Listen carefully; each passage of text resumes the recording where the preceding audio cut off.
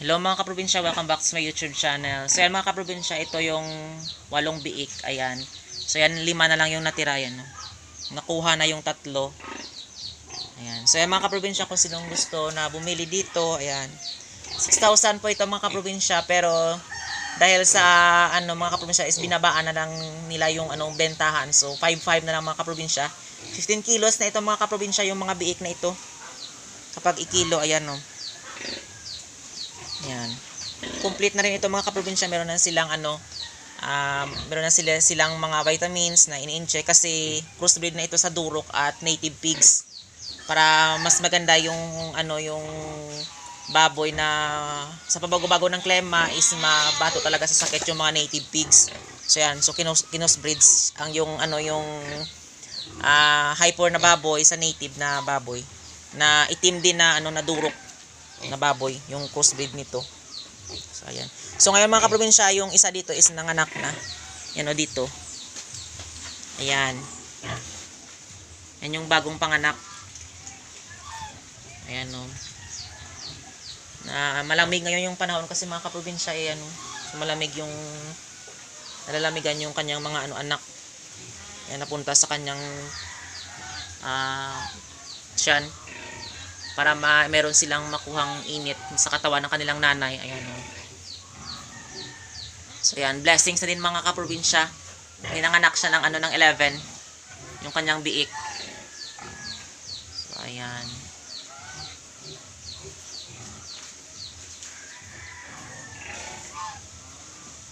At dito naman tapos ng kumain yan. So buntis na rin ito. So ito yung mga hyper. Yan na binebenta. So ngayon mga kaprobinsya, mababa yung live weight. Ayan, nag-aantay kami. Kahit 180. Ayan. Ibibenta na namin kahit 180 yung bintahan. So ayan.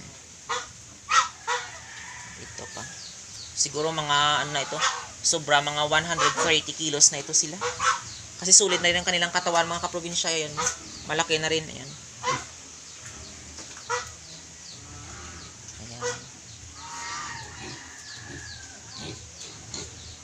Tulog, natapos na sila kasi kumain. So yan ngayon doon sa punta naman tayo doon sa ibaba. At magpapakain tayo doon ng mga native pigs kasi meron pa doon sa ibaba eh. So ayan mga kaprobinsya, ito na yung inahin na kulay brown. Ayan. So buntis na rin ito mga kaprobinsya. Ayan si Buri. Ay nako. Ito talaga si Buri, makulit talaga ito mga kaprobinsya. Ayan. Yung kaniyang hinakainan niya no. Nginat-ngat niya kaya yan no. Ay naku. Oh. Gagawa naman tayo ng bagong kanyang pakainan. Na container ito na biniyak mga kaprobinsya. Ayan. Okay na din kahit paano mga kaprobinsya. Yung yan umaagos doon sa kanyang pinagkainan ng nibura yan, kinakain din ng itik.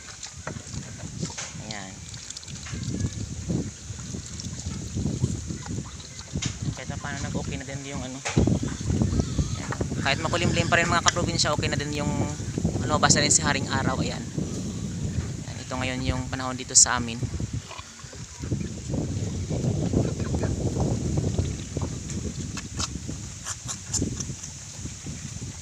Ayan yung ina. Ayan, tapos na sila kumain, mabilis lang. Ayan. Pinapuntahan natin doon yung dito.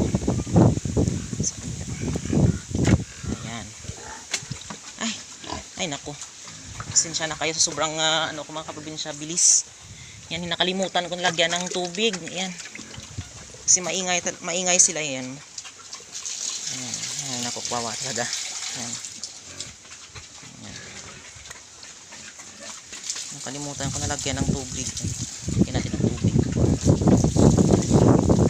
Ayan. Wait lang. Kainin kita mamaya.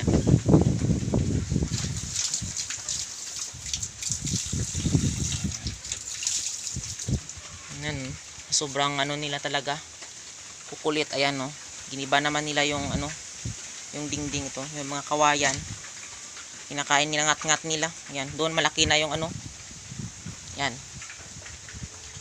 malaki na yung harang doon na nakawayan niya, hinat-ngat nila yan.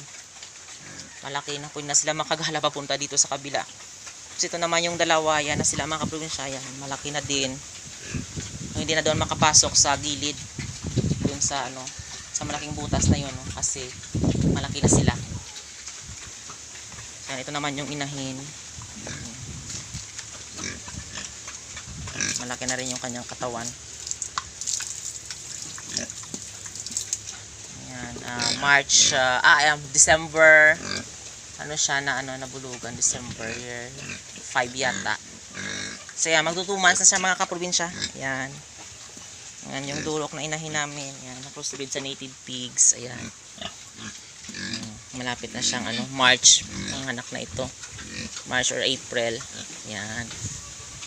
Yan ang bay talaga. Kapag hinawak-hawaka mo siya sa likuran, kahit kumakain mga kaprobinsya na nahihiga, yan. Mabait talaga ito. Yan, sabi nila kapag native daw, yan, at durok, matapang, nangagat. Hindi naman mga kaprobinsya, yan. Katulad nito, ayan, hindi naman. Kasi kapag yung mga mga alaga mo, tawag dito, yan, ginaganyan mo sila, yan, na parang may pagmamahal din mga kaprobinsya. Yan talaga yung iba kasi malalaking farm, so wala nang time na sila ginaganito, yan. So yan, minsan yung iba matatapang, nangagat. Tapos yung taga observation ko sa mga baboy mga kaprobinsya, siyempre yung mga baboy makukulit sila. So kailangan talaga na wag mo silang ipaluin, ganyan. Nangagat talaga sila kapag ganyan yung gagawin mo. Yung katulad nito, yan siya. Ito, hindi ito mahawakan yan. Na yan.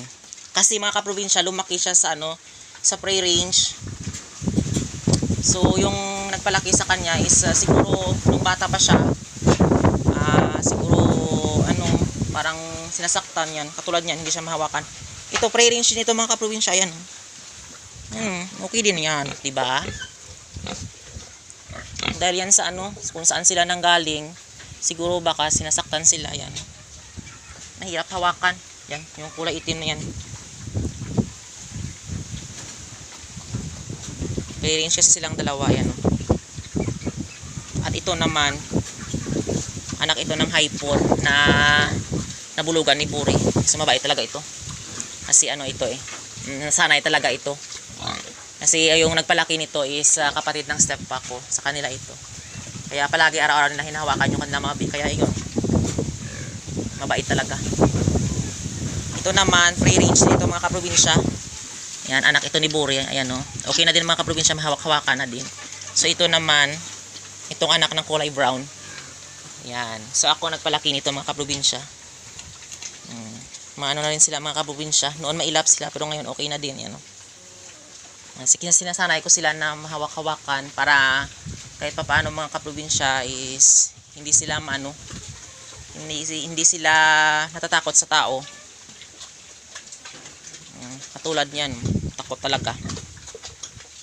Kahit anong paamo ko, siguro mga 4 months nito sa akin, itong native pigs na ito, hindi talaga mga kaprobinsya hindi talaga kahit hawakan ko, kahit papakainin ko na hinahawak-hawakan ko, hindi talaga. Takot talaga mga kaprobinsya. Siguro na karma ito mga kaprobinsya, baka sinasaktan nila.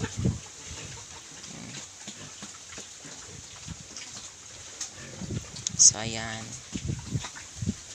Ayan, tapos na silang kumain. At napakain natin yung ating alagang itik. Tik tik tik tik tik. Bigyan natin ng na lang. Ayan. Pakain sa baboy yan. Yung isa kasi na kanilang ina is doon na sa puno ng kawayan, nangingitlog. So malapit na yun mapisa yung kanyang yung kanyang itlog. So dadami na rin sila, madami na rin makukulit. Ay nako. So ayan buta na yung Yan. So ngayon dahil mga kaprobinsya, umulan dito sa amin yan ng ilang araw, ayan madami na ring tubig ngayon. Ayan. So makapaglinis na tayo ng maayos ng ating mga kural, ng kulungan ng baboy, at sa ngayon hindi natin sila mapaligo kasi Malamig yung panahon ngayon mga kaprobinsya eh. Kawawa naman sila kapag ano natin sila. Paligo. Yan. Lakas yung hangin. So yan mga kaprobinsya, maraming salamat sa walang sawang pagsusupport at panonood nyo sa aking YouTube channel. And don't forget to like, share, and subscribe to my YouTube channel. Thank you for watching and happy farming!